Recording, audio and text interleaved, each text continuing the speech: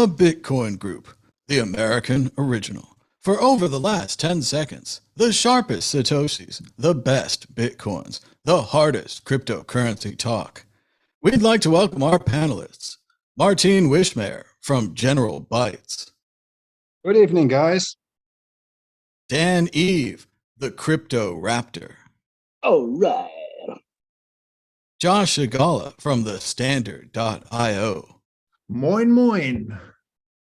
Ben Ark from LN Bits. And Nostar.com. Nostar and Nostar Riches. And I'm Thomas Hunt from the World Crypto Network. Moving on to issue one.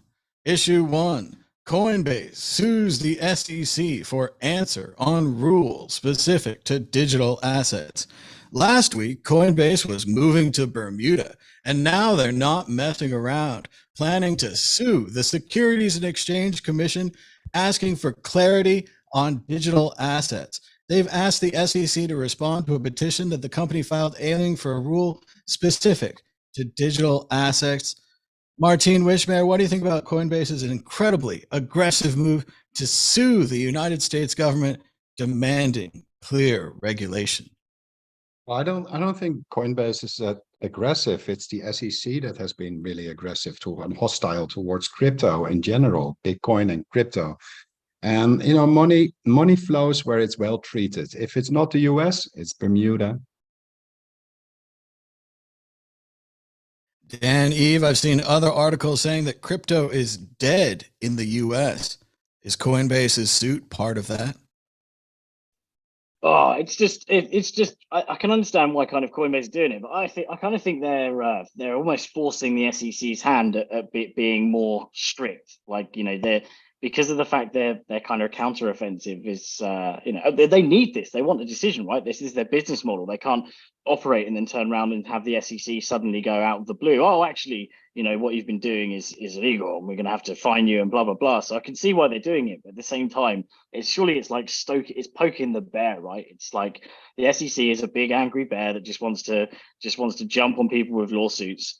But you know, the Coinbase have got a point. Like they need clarity, and by not having clarity, you know, it makes their whole business model, you know, puts their whole business model at risk. So, stoke the bear because we're in a bull market. Why not?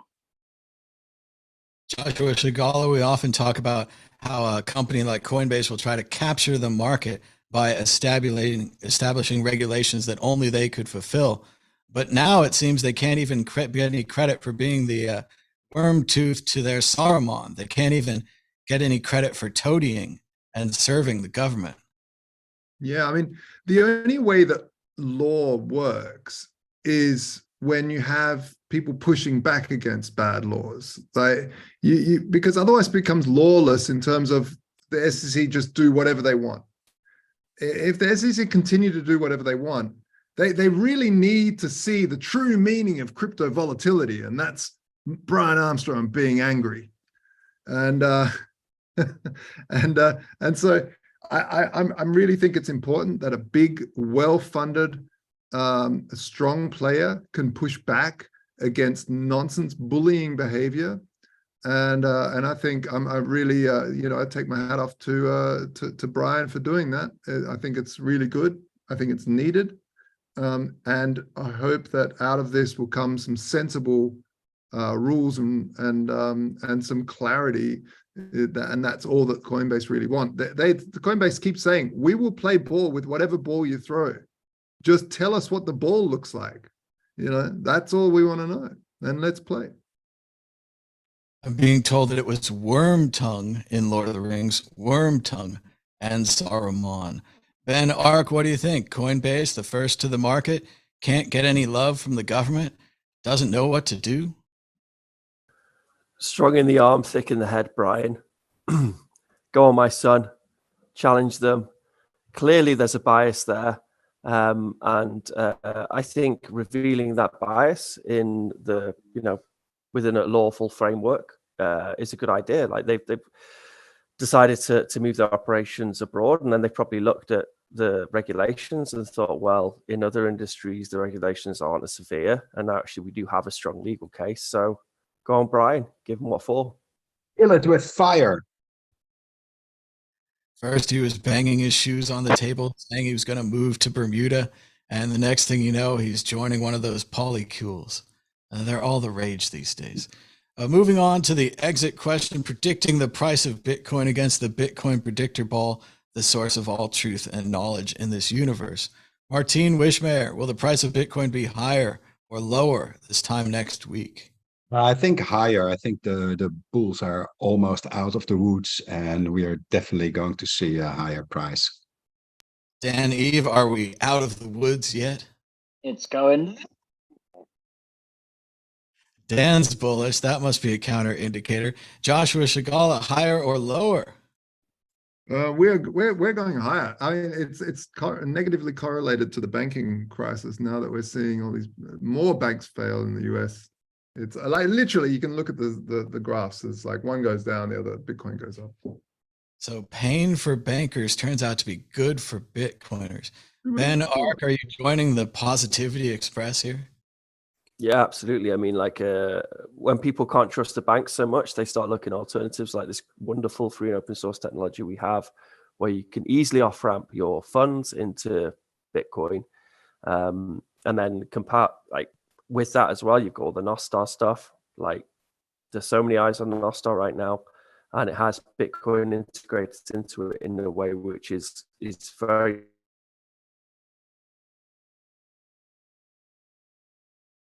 it's very fluid, and it feels very natural, and it shows Bitcoin. People are zapping each other on Nostar, and it works out great. Yeah, it's very awesome. So the not only are people thinking about Bitcoin as the get out mechanism, but they're also seeing this great use case. And lots of people who aren't traditionally into Bitcoin are seeing Bitcoin being used in a very interesting way, and then they'll think, well, I might as well buy myself some of that Bitcoin. All right, a lot of pressure on the Magic 8 Ball with all this positivity around. Will the price of Bitcoin be higher this time next week? It is certain.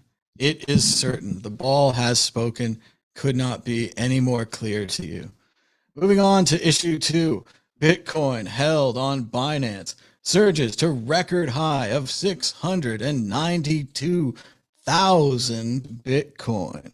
The tally has increased by more than 50,000 Bitcoins in 4 weeks, reversing the exodus seen last year.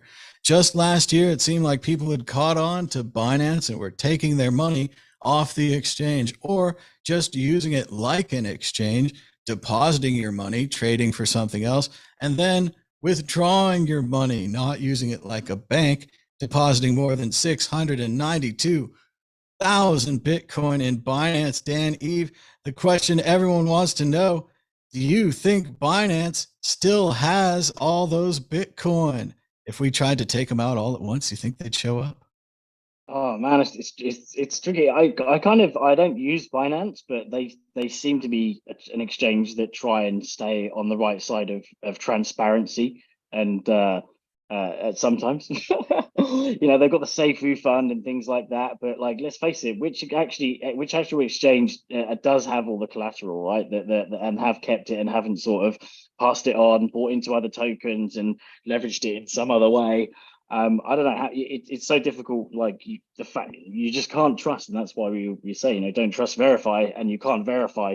Like Binance, I just don't trust them. So by default, but if you have to, like, go on, put your coins on an exchange, do the transaction, whichever it is you need to do, and then pull them off, and then at least you're holding them and you're in control of your own destiny.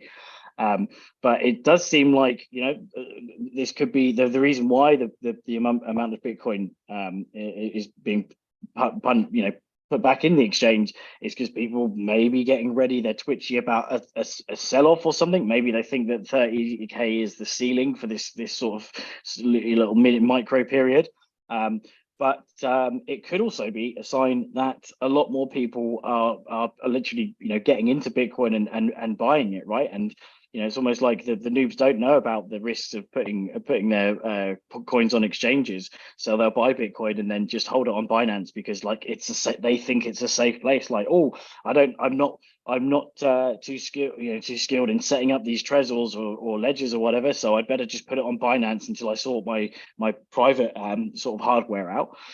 So it could just be a stopgap, but ultimately, you just can't keep your coins on exchanges, as FTX has shown us, and all these exchanges along the way that have gone down. So yeah, I still hope that Binance doesn't fall, because I think that even though Binance isn't Bitcoin, it will have a bigger impact on Bitcoin. But they could fall. So just always think about it as if you put your money in someone else's hands, it's easier for them to run off with it than it is for you to lose it yourself. With no centralized location, you can trust an exchange like Binance. It's not like they're based in the Bahamas or Bermuda or anything like that. Joshua Shigala, what do you think about Binance? 50,000 new Bitcoin. Yeah, it's wild, isn't it? I mean, I tend to go with the default of don't trust any exchange. Even Voltoro, we've run since 2015, never had a hack, but don't hold your Bitcoin on the exchange. Just put it on there. If you need to do a trade, get it back off, put it on your Trezor. There's a lot of people that day trade, so they're doing that all the time. Maybe they need to hold their Bitcoin on an exchange because that's how they're doing their trades. But I'm hoping more and more DeFi just gets better and better, and we won't need centralized exchanges again anyway. And Ark, you can trust Binance? I think Josh is right there. I mean, like the technology for being able to take your money out of the legacy banking infrastructure, because this is really where I think a lot of this interest is coming from, that people just don't trust banks, and they want to opt out into something like Bitcoin, and of course they buy it on an exchange, and then they don't then take that extra step where they then take the coins off and then put them on their own hardware wallet, because maybe they're worried about it. I remember back in the day on I think maybe on Local Bitcoins and on our UK version, BitBargain, which is a popular platform back in the day in the UK, you would have an admin come in if people bought a certain amount, and they would say, have you got a Trezor, or have you got a hardware wallet? And then they would talk you through, like, owning your own funds and then taking control of your own funds. And I think that really these exchanges, they have a responsibility when people first start buying up Bitcoin, that to teach them and maybe to have some links on how to secure their own funds on their platforms.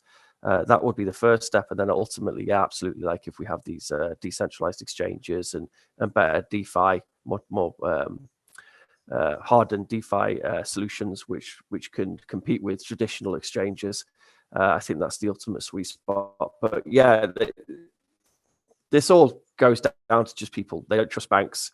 They trust Binance more than banks. They want to buy some Bitcoin. But I think Binance does have a responsibility to teach people to secure their own keys. Can I just add, Lightning Network is really a really good thing about for this, because it allows people to instantly grab a trade off an order book without even trusting the exchange. Like, you could set up the exchange in a way that you could allow people to send a Lightning Network transaction, and it will instantly go in at that order at that price and capture the order. And then even if it's trading to some of the shitcoin, maybe keep it on there or whatever, or if it's trading into fiat, but then you could then trade it back to Lightning and back out. And so the cheaper the transactions are and faster, the more people will be willing to not keep their funds on exchange, but still have that liquidity in and out. Maybe, I mean, like, because there's some great, Bolts is a great solution for being able to loop out to on-chain, which we have an extension for in a bit, by the way. But there's some great solutions now for, maybe your risk profile on an exchange is just a couple $100, and that's on Lightning. And that's Satoshi's dream. Satoshi's dream with a payment channel was that you could do high frequency trading quickly onto an exchange, and then the idea would be that then you could loop out onto on-chain. So maybe more of these services providing easy ways to loop out to on-chain to your own keys is the answer. But yeah, Lightning Network is a very key part of the puzzle of having better DeFi and decentralized exchanges. Yeah. Just like many startups are measured by the number of users, these exchanges are measured by the dollar amount of deposits. So it's kind of against their interest to tell people to take it off with a Trezor and a Ledger, not to mention the great fear of someone screwing it up and finding a way to sue you because you recommended that they buy a Trezor or a Ledger. Martine Wishmayer, what do you think about Binance and their sudden new riches? I think it's shocking. My first reaction was, do people never ever learn? I mean, we've been saying not your keys, not your coins for the past 10 years, and people still, they're still not listening. So, maybe they deserve to lose their coins at such an exchange. I mean, it's not really an exchange. Yeah, it is an exchange, but it's more like a shitcoin casino. And especially as Dan already mentioned, I mean, where are they located? And you mentioned like people might sue the exchange. What's there to get if they have been hacked and there's nothing there? I mean, it's just irresponsible. It's not what Bitcoin is all about. And it's probably, I don't know what the reason is. It's probably some dodgy earn program where they promise you Satoshis if you deposit Bitcoins. I mean, it's like not even worth the risk in most cases. So the people just buy yourself a ledger. If you're too cheap to buy a ledger, I mean, just think about how much did your girlfriend or your wife pay for their last purse, and how much does a ledger cost? It's not that expensive. It's probably a tenth of the price of her purse. So, buy yourself a ledger or a Trezor or even one of those crappy CoinKite products. But it just don't leave it on an exchange. I mean, how many times do we have to take it? Gloves are on. What do you mean? Poor cold Crappy card. Coinkite. Oh, I think they're horrible, but that's a different story. But no, it's ugh. Like, don't leave your coins on an exchange. It's just really bad idea. It's just bad OPSEC. It's just like, really, why? And yeah, maybe if you're day trading, but then then it's a hopeless case anyway. People who day trade is like, they don't understand the whole idea behind Bitcoin. You buy it and you hold it. You don't start trading on emotions, because that's the best way to lose your money. So don't do that. Take it off an exchange and do it now. This technology is like very useful for gamblers, though, isn't it? Who want to day trade, and I think that's why it encourages these day. But it is gambling. Anyone who out there who thinks they're a day trader, you're just gambling. Just go put bets on the horses. It is gambling. And it's also in the exchange's interest. The exchange's interest is not to have you buy Bitcoin and then hold it. No, that's like, this Crypto.com and Binance and all the other exchanges. Their interest, they make money on the fees on every transaction. So it is in their interest to make you buy and sell as many times as possible, because that in the end is their revenue model.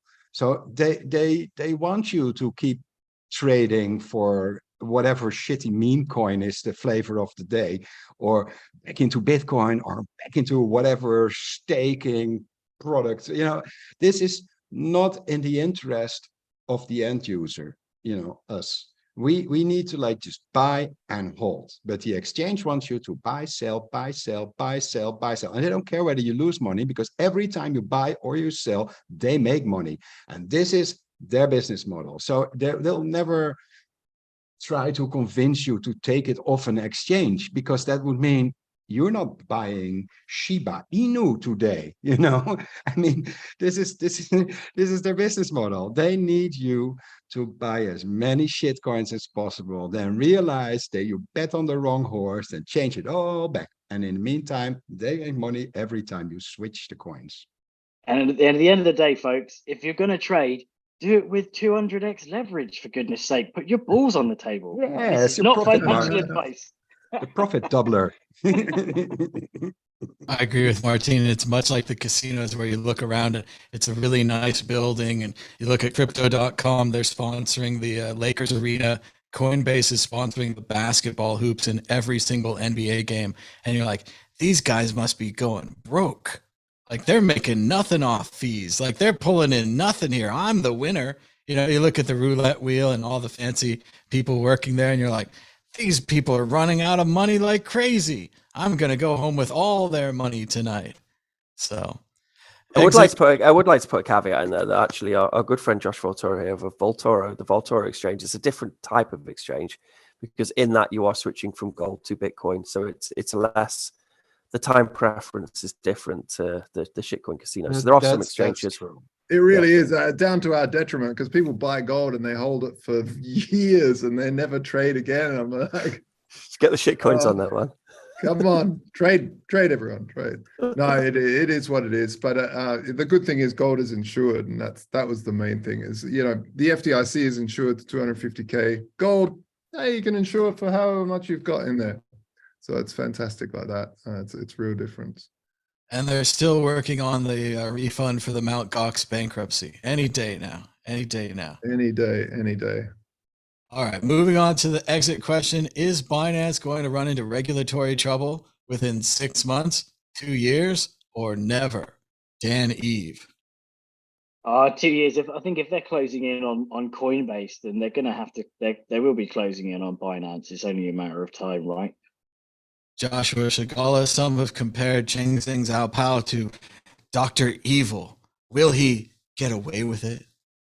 Well, I mean, Binance has been effectively and actually a good player in this space, you know, for a long time. They haven't been a bad actor yet. That's not to say that they won't, but yeah, we'll see. I don't know. That's the beauty about being a secret villain. No one knows that you're a villain until it's too late.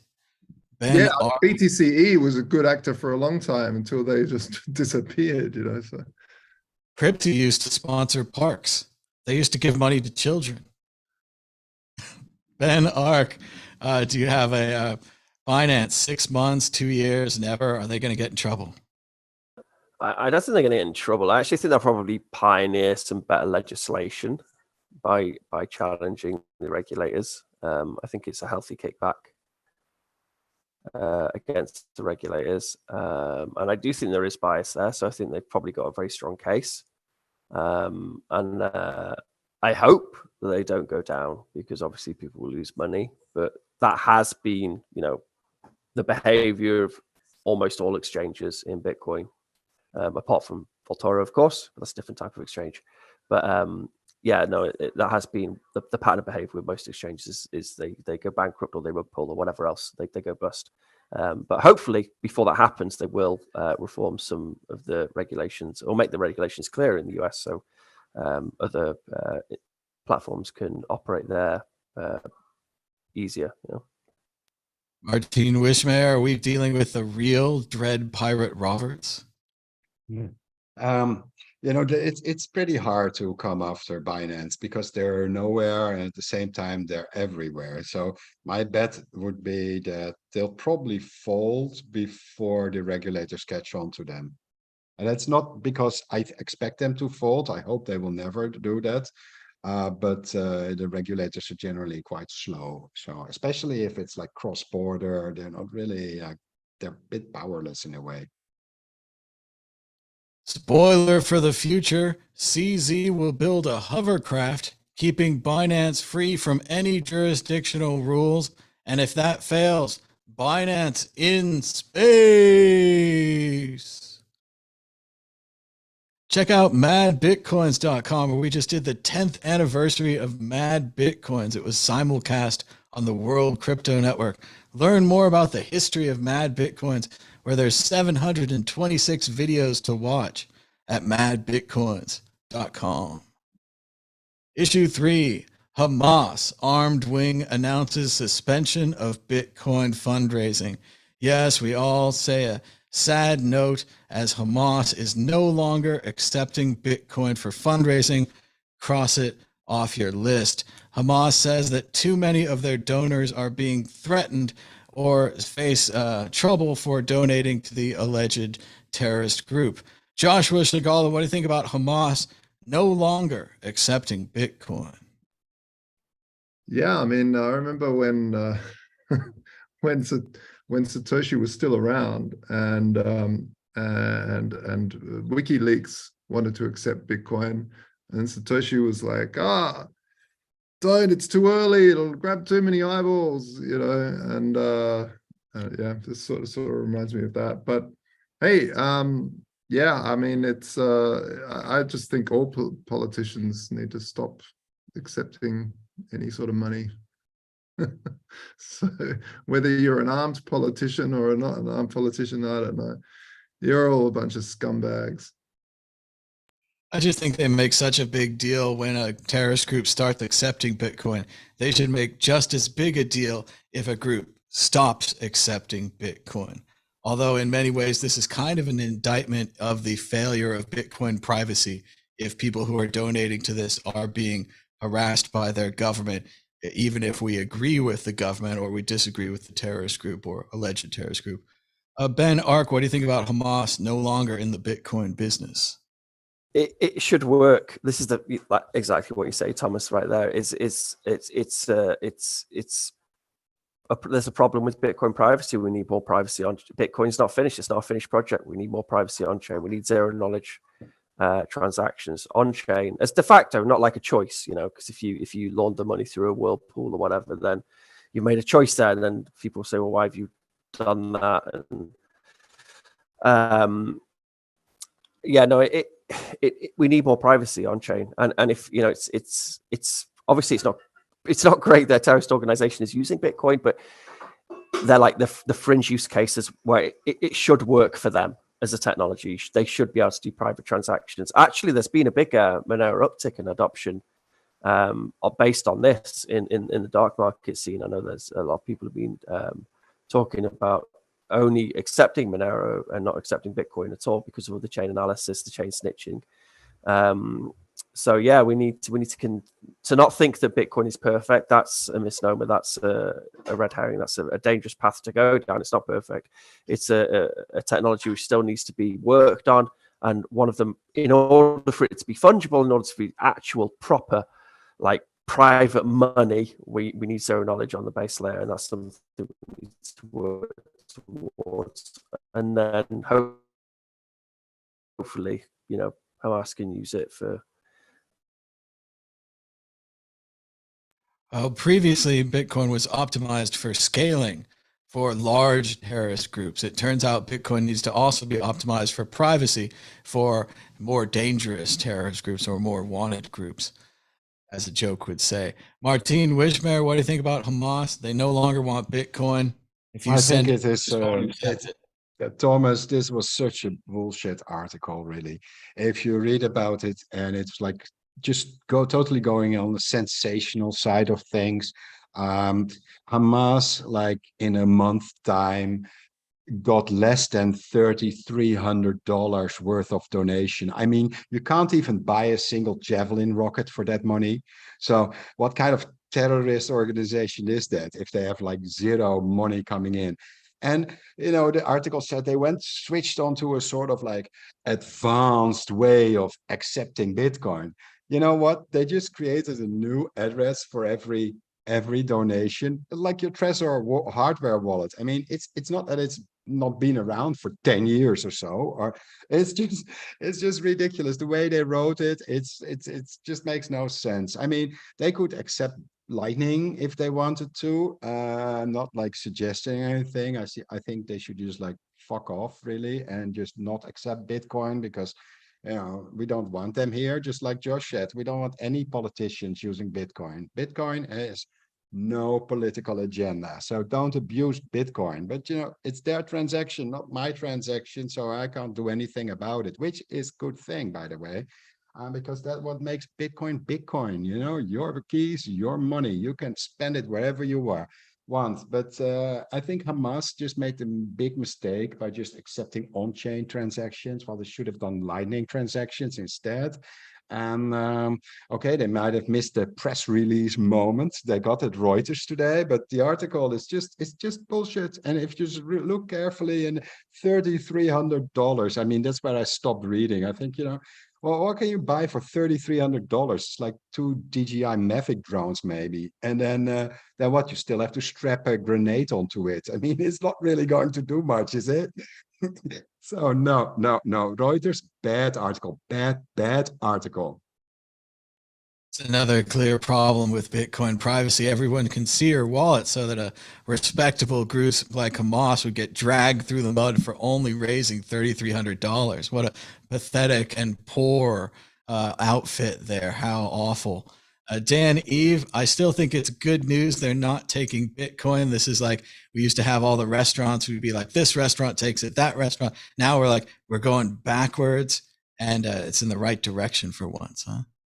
Well, I think this is kind of a good article because it flies in the face of the other accusations out there that Bitcoin's so private it's perfect for terrorists to use, because now this is flying in the face of that, right? It's not the reason. It's a public ledger, right? This is the hardest thing to get into people's minds. You can literally see every transaction on it, so it makes it quite easy to trace things. And as Ben's saying, it needs to be more private. Yeah, so I think it's a bit of a lousy article, but it's good that it kind of shows that, number one, like, terrorists are moving away from Bitcoin. Like, that's kind of a supposed accused terrorists or whatever are moving away from Bitcoin, so that's a positive thing. Also, that it shows that it can't be used so easily for nefarious reasons because of the fact that it's traceable. So if supposed terrorists moving away from it, then I think that's good for the ecosystem. And ultimately, I'm with Josh that but why I still don't understand this. Like, why do people, like, why are politicians allowed to just take swathes of money? It's just an insane concept, because that means that the money is making their decisions, not like the policies and the people and the requirements of the nation that are actually making their decisions. I think that's just an insane thing. And you think about how much money is spent on elections each year in each country, and where that money could actually, how much good that money could actually do. Like, it just blows my mind. In the US, it's probably in the billions. I'm not sure what it is in the UK, but it's just a sad thing. So ultimately, very good thing that it shows that Bitcoin isn't something that can so easily be used for nefarious purposes. So I think overall, weird article, but actually quite good. And $3,500, that must have literally just paid for their scones and drinks, right, at the at the local meetups. Struck and assholes they are, That's sandwich money. You can't even feed people pizza with that kind of money. For the exit question, I think we're all talking about how Bitcoin is far too transparent. What are some of the problems with this transparency that people might not have thought about? Like, for example, yesterday on the show, I was watching one of the old transactions on Listen to Bitcoin, and it was 4,795 Bitcoin that was sent from one wallet to another. And I'm betting there's only a handful of transactions that large, especially with that specific number, on the whole blockchain. You could probably find out the exact day that I was listening to Bitcoin. In the same way, Bitcoin and all these accounts, if you accidentally link them together, there's just so many mistakes people could make. Let's go to Joshua Shigala. What do you think? What's wrong with Bitcoin privacy? Why should they fix it next? Well, it's very, very important to have privacy. Not if you're doing nefarious things, it's just a normal, obvious thing. And we've talked about this many a time, but if you run a business, you don't want every customer to know where you're getting your stock from, and you don't want to know how much your markup is. They'll just cut you out of the picture and you're done. It's just ridiculous to try to run any business without that sort of privacy. So it's definitely needed. And in a way, Lightning Network, and maybe Ben can enlighten me a bit on this, but in a way, from what I can see, Lightning Network it adds a layer of privacy, because there is so much, there is a type of mixing involved through the routing system. And you could even add like pauses to sort of stifle people trying to trace you as well. So, layer 2s get you a little bit along the way to adding a little bit more fungibility to the network. Ben, ARC, privacy for business. What else? Yeah, I mean, so like historically, any money which is good is fungible, and then you can't have, like, when people mix their coins, like they're worth less than unmixed coins because they're harder to use in the real world context. Like, you need fungibility in order for money to work on. And if we're using Bitcoin on chain, then ideally you have zero knowledge. You don't, like cash, like, this is why Hamas are probably just using cash rather than Bitcoin, because it's if people donate to Hamas, then it's harder for those people. There's no chain analysis for cash. Let's just go the good old fashioned police work, which is much harder for bags of cash than it is for Bitcoin. But yeah, with Lightning Network, there is more privacy in that the payments are routed through the network, and then they're Tor encrypted, and then you don't really, there is kind of zero knowledge. Like, you don't really know, there's no real proof where the funds came from. The biggest issue with Lightning Network is the setting up of channels and the closing of channels, but I think a lot of that gets solved with Taproot, where you can hide. Setting up a channel and closing a channel looks like a regular normal Bitcoin on-chain transaction. But I do think that we still just need privacy on-chain, because the one of the main industries in Bitcoin where people actually make money is by mixing coins. And the reason they're mixing coins, the majority of them, like 2% of them will be someone who's listened to a Matt Adele podcast and thought, oh, I'll mix my coins because, it'll help the privacy of the network. And then the other 98% of them are people who are money laundering, and they're mixing their coins for nefarious reasons. And then all it takes is for people to say, well, if these coins don't have like a history, then they're worth less than the coins which have a history. And then those coins are fungible. And then it's not a money which will work. So personally, I think that we need greater privacy on chain. And I would prefer that over being able to verify how many coins are in the Bitcoin ecosystem. But I know it's quite a controversial stance. Maybe, this is a new thing in history which hasn't existed before, where we have this verifiable on-chain amount of coins which are out there. And then through the Lightning Network and through micropayments and things, that's where we get our fungibility. And then we just got to just obfuscate and hide those on-chain transactions which open and close channels. Maybe that's how Bitcoin will evolve. But personally, I would like to see more privacy. I've always felt that way about coin mixers. I'll trade you my coins used in a robbery for your coins used in a murder.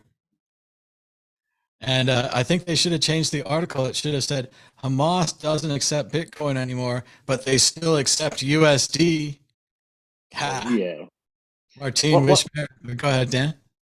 Oh, sorry. I was just going to say, having worked in crypto companies for a number of years now as well, especially on Ethereum. What's interesting is that there's so many companies that don't have an address per customer. So they literally, their invoice address for Ethereum, you can see all the other clients literally paying into this one address, and you're like, this is insane. Don't you know how the blockchain works? You can see who their customers are, what they're paying compared to you. Blimey, people really don't really think about the traceability of blockchains. It's quite incredible. But then that could be that they don't want to put themselves in trouble. So I kind of think this with the eCash, the Chormy and stuff, which is quite popular in Bitcoin now. And people are like, well, we'll have this third layer where we do Chormy and eCash. But then if it's a choice, where you're trying to have custodial models which are blinded, so you don't know what your users are using their funds for. If it's a choice, then the question would be from your regulatory government. They'll be like, well, why did you choose as a custodian for your customers to be able to blind how they transact? Why didn't you have? So I almost feel like that maybe they intentionally use the same address because it's easy just for accounting, and they don't want to be put in a position where any regulator would say, well, why are you trying to hide where these funds have come from? And I almost feel like that shouldn't be a choice. It should just be, you should have to go out of your way to make it an obvious where those funds have come from, as opposed to go out of your way to try and hide those funds. It should be the other way around. Ben, if everything goes onto one pile at one of those companies, that's not good. It needs a separation of user counts. So you can't just throw it on one pile. That's just wrong, also from an accounting perspective. If you go to a proper exchange, you'll get your own IBAN number where you can transfer your own funds. And at least there is some separation. If you throw everything on one pile, it becomes like, well, FTX, you know, where everything was on one pile. And in a way, yes, we would need privacy or whatever in Bitcoin on the layer on the like the blockchain itself, but that would require hey, where is my focus gone? That would require a bit of a fork, I would imagine. So I don't think it is easy to ever have another Bitcoin fork again, because it's hard to get everybody looking in the same direction. We've seen this in the past, and I think the more the network matures, the harder it will be to make those changes. On the other hand, Lightning, I mean, Josh says, well, there's no chain analysis for cash, but there is also no chain analysis for Lightning, because there is none. It's not broadcasted on chain. So where do you get your information from? The only way they could get information is by running almost all of the routing nodes or something, or how I don't know what the name is, but you know, that they would route all the transactions, which they don't, and they will never do that, because that makes them part of the transaction. So they're actually part of the problem in that case. So I think Lightning is good if people want Lightning security or privacy on Bitcoin. Use Lightning. I mean, Kraken exchange, you can just deposit it. It's super fast, and sometimes it fails. I mean, you send 1 million sets and then it just bombs out. So but you split it up in two 500,000 sats transactions, and then it will go through. So there's yeah, I think this is a good use case for Lightning, even though it's never marketed as such.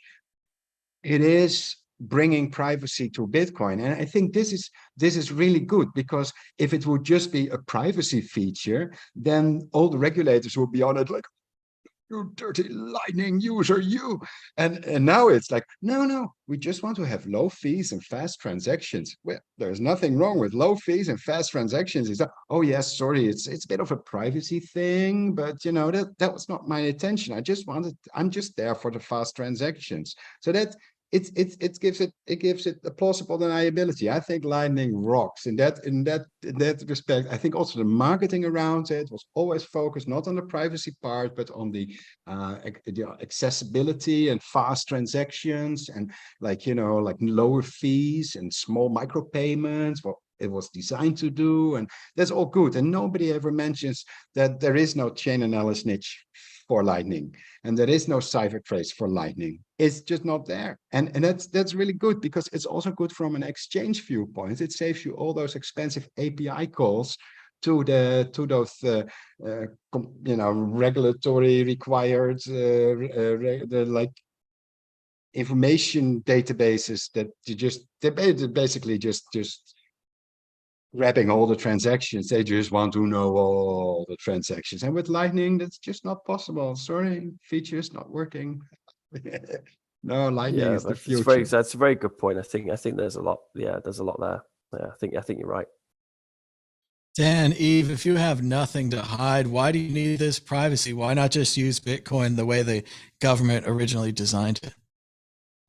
Well, I mean, again, people do say that, right? But then why are our wages hidden from the person next to you? I mean, I think there's a few countries where they're not, but like, why aren't your bank transactions public, right? Why can't I just go on Amex and search for everyone's, like, it's an insane concept that people's, you know, don't have any privacy at all. Like, it's human nature, right? Why doesn't the government mandate all houses to be made of glass so that people can you know, can look in on you and what, because you don't need privacy, because you could be doing something bad in there. I mean, where you could just keep on extending that argument out to everything. So I think it's a terrible argument ultimately of like, oh, you only need privacy if you're doing something bad, because you could just apply that argument to everywhere, like and yeah, I mean, you know, like that's just it, right? Like, why don't you have see-through toilet cubicles? Because someone could be doing something nefarious in there, so we should be able to see you having a shit, just in case you're doing something naughty. Like anywhere, like where there's any form of privacy that you have the right for, should be taken away if the argument is we shouldn't need privacy everywhere. And financial transactions are exactly the same thing, especially because it means you can be targeted if you're like, especially if you own a lot of Bitcoin, and people like know your wealth. That's why a lot of rich people hide their wealth, right? Like not just from a perspective of trying to like be nefarious, but because they don't want to get carjacked on the way home and then put a gun put to their head. So yeah, no, we need privacy. It is a human right. Privacy is a human right. Yeah, and I think one of the reasons why governments aren't using aren't warming to Bitcoin so much is because of the fact that it's a public ledger, because of the fact that that funds could be traced if they're used by the FBI to do something crazy, right? You can trace those funds just like you can trace them for Hamas. You could trace them for an exchange that's gone haywire, and that's I don't know, all part of the fun, right? We need privacy. People without anything to hide often have nothing to tell either. So I generally steer away from those crowds. But regarding your no privacy on the toilets, there's a South Park episode about that called the TSA, the Toilet Seat Administration, and they inspect. But it's their South Park, they predict the future in a way. But yeah, my opinion is that like people without anything to hide have nothing to tell. So I'm like not interested. Excuse me, sir. I need to check your asshole, sir. I need to check your asshole. That's the one. Yeah, it's really good. Oh episode. My god! Like, and everybody's a ticket checking for not wearing. Ticket for not wearing a seatbelt. Oh, that's brilliant, isn't it? Well, there's always something to look forward to in the future. But yes, it can be very dangerous. People don't think about things like linking your accounts together. Maybe you don't want your religious group to know what you're buying at the sex shop or something like that. There's a lot of things that people don't think about that could become obvious and immediate problems to them if suddenly all their accounts were scrolling. And as Dan was describing the bank, I was thinking about a fun screen where you put your card in, it would have a huge letters like how much money you have in your account, like little bells would go off and everyone in the bank would clap and then they'd rob you on the way out and stomp you or something. So yes, there is a reason for financial privacy, I think. No, an ATM with a huge screen when you're putting in your number, everything just pops up above there so that anyone can just rob you at any time. Don't worry, it's totally fine. You got nothing to hide. Congratulations, Joe Bloggs. No, stupid thing, and I just don't understand how people just say the dumbest crap. And it would be like a slot machine with a big wheel of fortune on the top too. I'm totally picturing it. We're running out of time. We've got to move on to the next issue. Moving on to issue 4. John Oliver joins the inverse Jim Cramer craze, saying that you'd live 50 years if Cramer predicted you'd die tomorrow. Cramer has predicted the bottom of many stocks. He predicted Bear Stearns would be a fine investment and stay in business. They went off the drop. He predicted Facebook would be okay through all the metaverse drama. They went straight off. And of course, he predicted recently that Bitcoin would die, and Bitcoin went straight up. What about Mad Money host Jim Cramer and his incredible ability to be wrong? Ben Ark. I know so little about this Jim Cramer guy, but I would say that never bet against Bitcoin. Never say that Bitcoin's going to die, because you're going to be disproved like in 6 months. It's just such a people have learned not to do that, because just go look at Bitcoin obituaries. So there's a website, and it's got all the times in which people have said Bitcoin is going to die. They're still around. And it's and then it's disproved within like 6 months. So that's just bad PR. He's getting some bad social media advice from his social media gurus or whatever for putting that out there. But I don't know who this dude is, but he's just in a long line of people, naysayers, who look at Bitcoin as, I don't know, they look at it for through some ideological lens, where they're like, okay, it's this new hacker internet money, whatever, and it's just going to fail, and because it's not blah, blah, blah, blah, blah, blah, blah, blah. And rather than actually looking at the technology and the decades and decades of hard work which eventually made us arrive at this incredible technology, and why it's so incredibly powerful, and why we're interested in it, why we are all interested in it. and then they just make these split hair decisions and these comments on social media, and then they just buy them in the ass like 6 months later. So yeah, he's just in one in a long line of naysayers who've been proven wrong. Whoever. Well, as an American, I think the most important thing I could tell you about Jim Cramer, he has a cable show on the financial channel, like CNBC or one of those things, and he mainly just he's the shouty guy. Is he the shouty guy? The shouty guy. I know that guy. I got a whole act I'm going to do here where, so he predicts the stock. He'd be like, such and such a stock, they're going down. And then he has all these buttons. And he pushes all these buttons. He's like, you won't believe it. And what's hilarious is like people apparently are buying on this information. They're buying and selling based upon like, this stock, Bear Stearns. So it's pretty much like that all the time. So you have to check out. That's basically what I remember it being like. So you could do that job. I'm ready for it. I mean, if they want to fire him, I'll slot right in there, tell people what to buy. Martin, what do you think? He predicted Bear Stearns would be fine. He said Bitcoin's going down, and he's always very sure of himself. And like Ben says, he's always shouting. I don't want to replicate, but yeah. I don't know any of those guys, and I usually stay away from those Bitcoin fortune tellers. I mean, it's just pointless.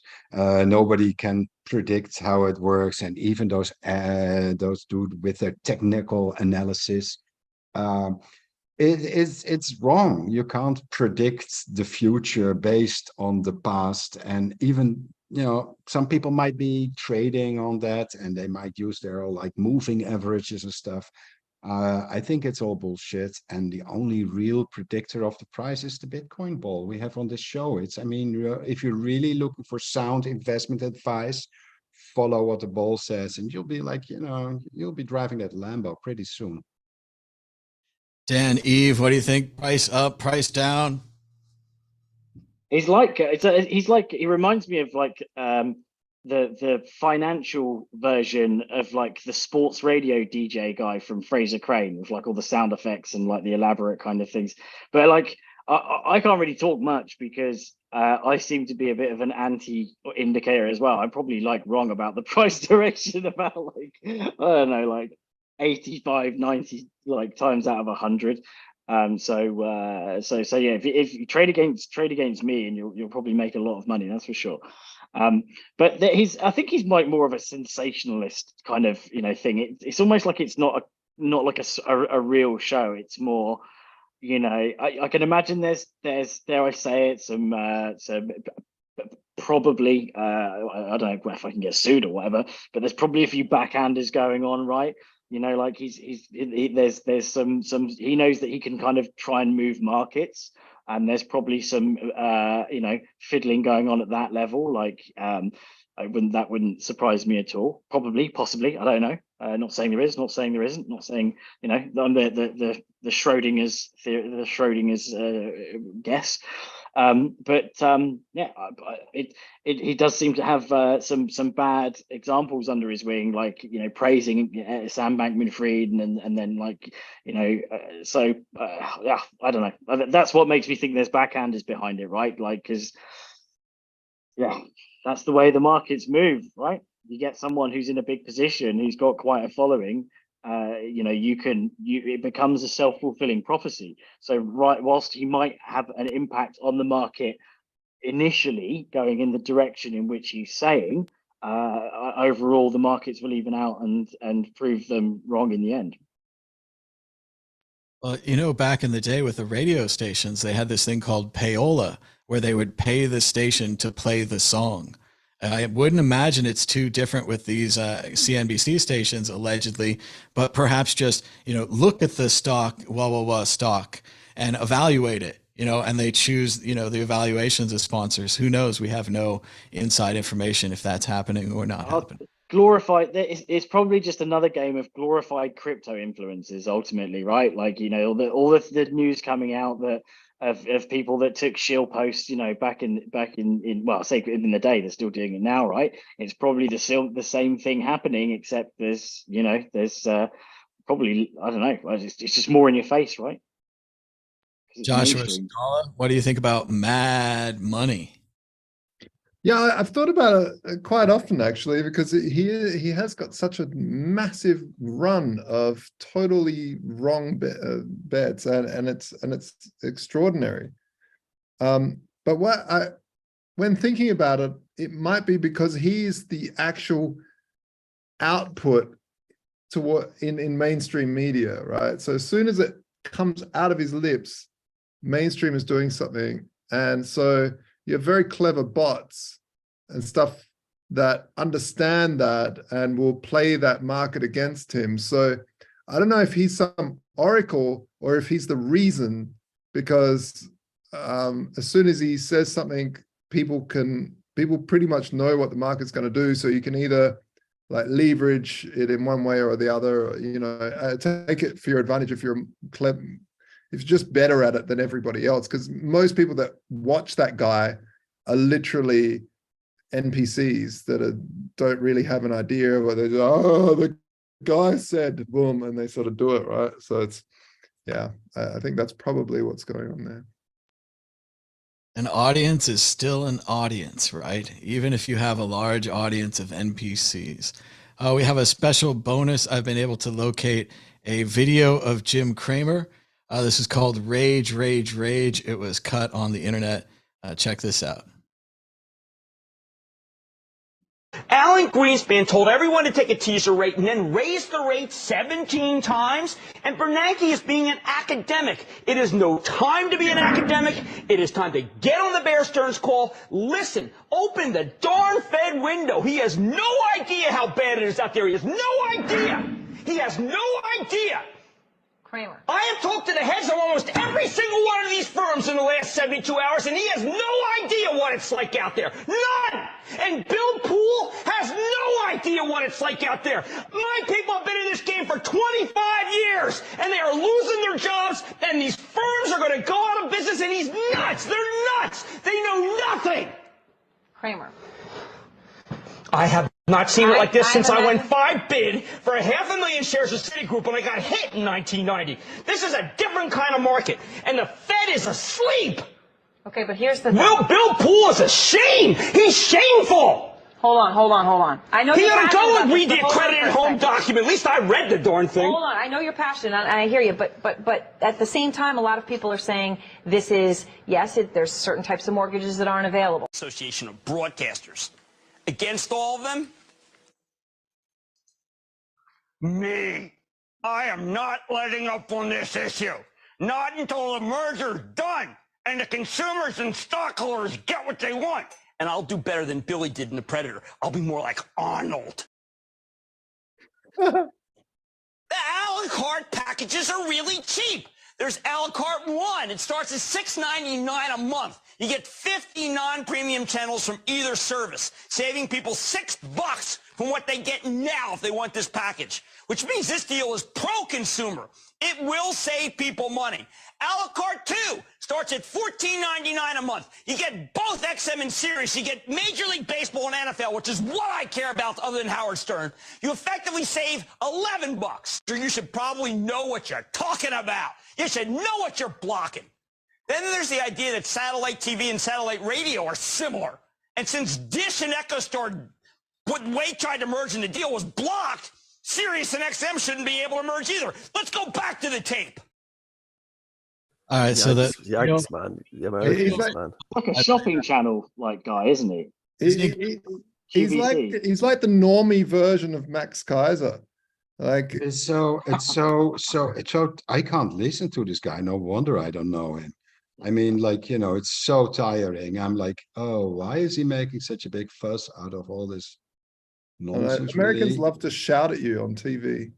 Yeah, there's definitely a thing of shouty Americans on TV. But the news is the same. Like they talk at you. They're like I would like where they're zap just presenting channels facts. immediately. It would be totally. I wouldn't give it 10 seconds, and I would be on to the next channel. And But you would maybe- have saved yourself a whole lot of money. And a headache. I hate to say it, but surely, like, you want to take investment advice from someone who's a bit more kind of boring and structured than like crazy shouting guy with mad on the screen, like mad investment. Yeah. Well, in fact, as I other than Mad Bitcoins who told you to buy Bitcoin, like, which is a completely different story. Well, if this Jim Cramer guy had done that when my Bitcoin said, then his portfolio would be, he would have hit record highs. I think that's a good segue because it is the 10th anniversary here of Mad Bitcoin. So we have another special video for you coming up next. Now, Alan Greenspan told everyone to take a teaser and that it had no intrinsic value, and then Bitcoin breaks its all-time high, even past the one set by Mt. Gox and the Willy bots. And I can tell you, it is no time to be an academic. Get on the Bitcoin call. Listen, open the darn window. There's no time for education and scholarship or teachers and institutes. It is time to get on the Bitcoin call. Listen now. Open the door to Bitcoin. You have no idea how good it is out there. No idea. He has no idea. Maddie. I talked to the heads of every single one of these firms in the last 72 hours, and you have no idea how good it is out there. He has no idea. He has no idea. None. Daffy Duck has no idea. Donald Duck has no idea. We all stand with Scrooge. I read The Christmas Carol, and I thought he was shrewd. I had no interest in the moral. Bob Cratchit who? My people have been in this game for 25 years, and you have no idea what it's like out there. People are making so much money, they're gonna quit their jobs. It's nuts. It's nuts. And they know nothing. Nothing. I have not seen it like this since I went 5 bid for 500,000 shares of Citigroup and I got hit in 1990. This is a different kind of market, and the public is a sheep. They're asleep, and they should be ashamed or fleeced. It's shameful. He ought to read the white paper. At least I read the darn thing. Now hold on. I know you're passionate, and I hear you. But at the same time, a lot of people are saying that, yes, there are certain places where Bitcoin may not yet be available. The Association of Broadcasters. Against all of them. Me, I am not letting up on this issue. Until Bitcoin is used everywhere and no one can stop talking about it ever. And the people get the money they want. And I'll do it better than Billy did in The Predator. I'll be more like Arnold. Dutch Finnel. The a la carte packages are really cheap. What we have first is a la carte number 1. You subscribe to the World Crypto Network. You get one premium channel. You did. My Bitcoins did, not you. What we have here at the World Crypto Network is one channel. One. You subscribe, you get 1 channel's worth of information and content. This deal is pro-consumer. It will save people money. Now, a la carte number 2. You get the World Crypto Network, which is like getting XM and Sirius, which is like Major League Baseball and Howard Stern and the NFL. And Howard Stern's all I really care about. And you get the Bitcoin Group and the Bitcoin News Show. You effectively save $11. FCC, you should know what you're talking about. You should know what you're blocking. And then there's this idea that satellite TV and satellite radio are similar. Since Dish and EchoStar tried to merge and they were blocked, then you should block this too. Let's go back to the tape. And let's watch these 2 companies beat each other to the pulp. But really, the World Crypto Network means lower prices to subscribers, more choice, and better service. Those are the facts. Let them hear the facts. You heard the objections. They can't stand up to the facts. Congress, Justice, FCC, they can't stand up to the facts. Let this deal go through and stop messing with the World Crypto Network. When was that? When was that video? The Mad did. Was, March the 2nd, 2017. So that's 5 years ago. Good advice. Good advice. Cramer should listen to it. Based in your face. Based in your face. That was way before I became a millionaire. So even if I should have taken this advice back then and bought more, man. That's funny. I think there are people in the comments that were like, this is a really good new show. You should do this all the time. Like I enjoyed this financial advice that you gave in this 30 seconds or whatever. People, they love the gurus. I don't remember this episode. I mean, I was watched like most, if not all of them, but this one I missed. It was I was the same. Now, there are some people in the comments, like people are getting it. This guy says, I had to log into Coinbase and buy whatever I could just to tip you. Can't praise you enough, fellow Bitcoiner. This guy says, oh my God, this is the best mad Bitcoins of all time. This is what we need to bring out the talent. All-time highs.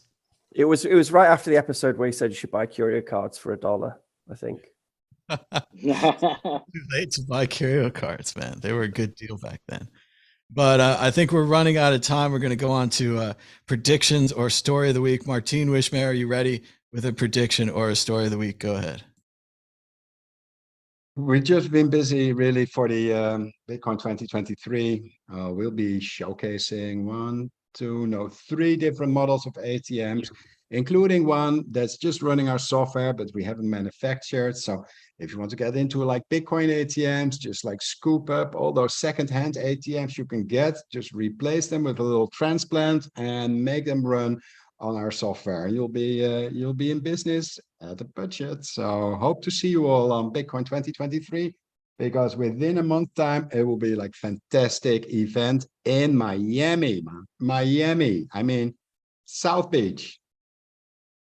I don't like to predict things, and I know people are saying this is going to be a down or a smaller conference. It's not going to have Dead Mouse or Dead Mao or any of these large names. But Martine is correct here. You watch the way Bitcoin's going up, the way Bitcoin goes. Everyone will be partying at some kind of crazy new all-time high, and it'll be a smaller conference, and maybe it'll be even nicer. It's definitely a smaller conference compared to last year. I mean, last year was like massive. There was also one day which was more like a music festival. But you know, you have 1,000 Bitcoiners and you have 1,000 different music tastes. So that's like not one size fits all. What they did this year is they do have the industry day. So if you really want to get some business done, it's good to be on there on the industry day. But there's no like music festival behind it, but they did organize a party. Tickets are like separate. And if you like want to like fancy out, you know, you can get a table for you and your friends. Otherwise, you just get a ticket and just have fun. So if you're there for the party, there's definitely a party. And usually every night there's like parties, rooftop bars, crazy parties. But, you know, I'm too old to party like that. You know, it's like I found that after walking on this trade show for an entire day, I'm usually tired or my agenda is full, having like business meetings and stuff. So yeah, so do not, if you want to meet up or if you want to like contact or you want to meet up, just send me a message in advance so I can plan it in the agenda so that that I'm not disappointing anyone. But it would be really cool to see you all there. And yes, just pack your Hawaii shirt because it's going to be really hot down there. Last Bitcoin conference we went to, Martine and I were hanging out backstage, and we saw Andrew Yang and Tucker Carlson. Yes, he was just got fired. Finally, that despicable human being is thrown up. What? How can you say that? He's the best guy ever. No, man, it's like he's like Putin. We'll need to get a new PR guy now. He's the best. Team Tucker. The only reason to watch Fox News. Tucker Carlson. The only anti-war guy in the world on mainstream media at the moment. He's worked for all the networks, even he was on CNN, MSNBC, Fox News. Like when I think of morals and like standard of beliefs, that's what I think of. But yeah, well, no, he's gone. I'm so happy he's gone. I never watched him, but now he's gone. He's gone. I was like, oh yeah. And he looked even worse in real life than he looks on TV. I mean, like, you know, what a despicable human being this person is. Like, how is he despicable? He's awesome. How much hate? This guy is filled with hate. I haven't watched any of it, but he's despicable. Having not watched any of the show. We're gonna have to. He's been on there for like decades. I mean, really, he was like the face of Fox. I mean, he's been there for so long that it was like a reason to not watch the channel. No, it was the only reason to watch the channel. In fact, now that he's gone, I've blocked Fox News off of my YouTube because Fox is fucked. Yeah, but I don't think they'll care. I blocked all mainstream media. Story of the week. Yeah, that's pandemic. Ready there? Yeah, but Josh, you're blocking all the mainstream media was also the reason that you only found out COVID was over a half a year later because you didn't follow any mainstream media. So nobody told you like COVID's like history. And you were I still found going, out COVID was over in 2020 because it never fucking started. Yeah. What's going on? It's got all Shout I was political. the only one not wearing a mask in my supermarket for years. Yeah, I'm restraining myself and rising above the fray, not falling into the argument. Dan Eve, prediction, story of the week. No more politics.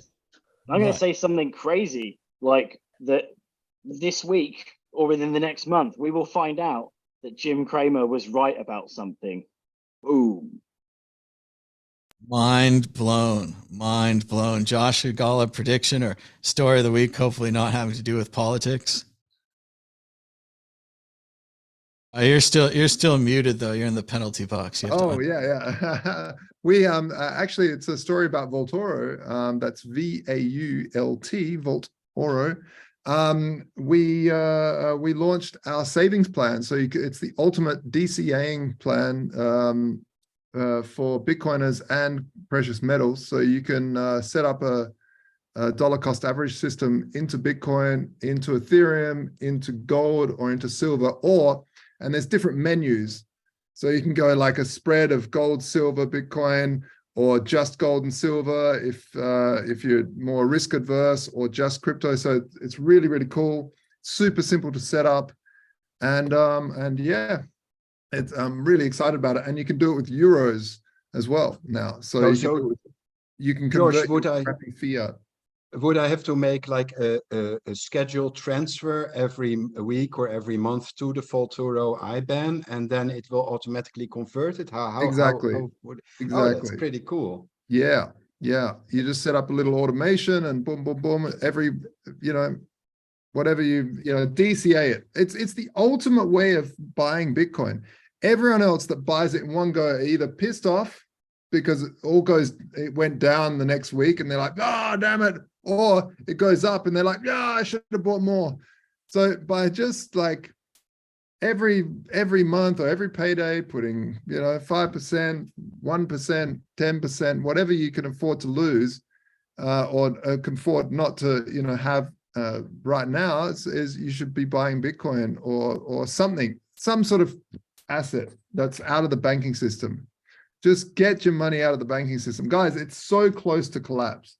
Like the whole thing is ready. The dominoes are like,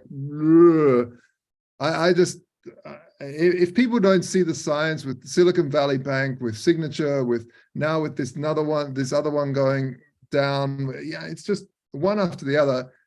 Whether it happens now or in a couple of years' time is not the point. The point is the banking system is corrupt fundamentally. You need to just save outside of it at least. And so that's why we've built this tool, and I think it's really nice. Well, very cool, and people can check that out at vaultoro.com. Ben Ark, the sky's always falling, but it never does. Prediction or story of the week? Yeah, I really like that, Josh. Is there a way, if I did like a DCA when sending funds to Vaultoro, could I say that when it gets to, I don't know, $1,000 or something, is there a way of automating like out to another on-chain address? Just so I could have like a hardware wallet, and then I could use Vaultoro to convert fiat to Bitcoin, and then go from just Bitcoin on-chain to my hardware wallet on-chain address. That's a really cool idea. Yeah, automatic out as well. I'll bring it up with the team. I'll get it implemented. That'd be super sweet. I'd like that. I'd use that totally. I totally would be up for using that as well. And if you could like give the Vaultoro your XPub, like the public addresses from your hardware wallet, then they could like send it to a different address every time. And then you don't even have to log in. You just have to send money to Vaultoro. Just send the money and it will automatically. Yeah, and then your risk profile is like it's like $1,000 or $500 or whatever you want it to be. I would be like, shut up and take my money. And we'll just keep sending all the fiat to the bank account number, and then watch the sats flow in. Yeah, absolutely. Cool. Awesome. Thanks for the feedback. Yeah. I haven't really got a story of the week. Everyone's just working really hard. We're just building things. No real story of the week. Just building shit. But yeah, I love that Vaultoro. It's cool. I'll have to check that app on my phone, see if I can get Snoop Dogg to say something about Nostr for you. Yeah, there we are. Yeah. So show some Nostr stuff. Ben, I think Nostr is really great. We've had an uptick in the shop. So we've got shop.lmbits.com where we sell like hardware gizmos, and because I own nostr.com, I feel like I'm allowed to put a little link to our shop on nostr.com. So we've had a massive uptick in the shop, and it's for the Nostr signing devices. So it's the hardware signing device where you can have your private key on the signing device as opposed to actually stored in your local storage on your browser. So that's kind of cool. But I mean, that was over the last couple of weeks. It's not really this week, but it's that hardware signing device. I can vouch for that. It's a really cool device. I ordered 2 of them, and the reason, like you don't want to use your private key or any app. You just want to use this plugin, and then use your hardware device to enter the key. And why I wanted to use them, because if you use Nostr for like a company, or you use it for like a group of people that will manage the social media presence of like company, for example, then you don't want to give out this private key. You want to put the private key in the hardware device, and then just make sure that the hardware device focus. What the fuck? But you want to use the hardware device, and then everybody in the office can just grab the hardware device, post on Nostr without actually knowing this private key. So should you ever have to fire anyone, then you can still be sure that they won't take the Nostr. That is the reason I bought 2 of them, and I think it works very well in that way, and it's easy to set up. Shipping is fast from the LMBit shop, and just if you don't own one of those devices, then you're not really serious about Nostr, in my opinion. Nice, thanks, man. I do think it's definitely going to be a problem, people copying and pasting their private key in. And if your private key is ever exposed, you lose your Twitter account essentially forever. So yeah, I do think they need Ben's little device. But we're running out of time. Just a reminder for everyone to check out madbitcoins.com or the World Crypto Network, and check out the Mad Bitcoins 10th anniversary special. I went back and watched some of the old episodes. As Dan was saying, it's neat to see the intro and the outro to the show form, and kind of the formatlessness of the early show, and the true madness and wackiness, and then how it became kind of more formatted news show. But you can check that out at madbitcoins.com. And thanks to everybody for joining us today, giving us a thumbs up and subscribe down below. Until next time, bye. Bye.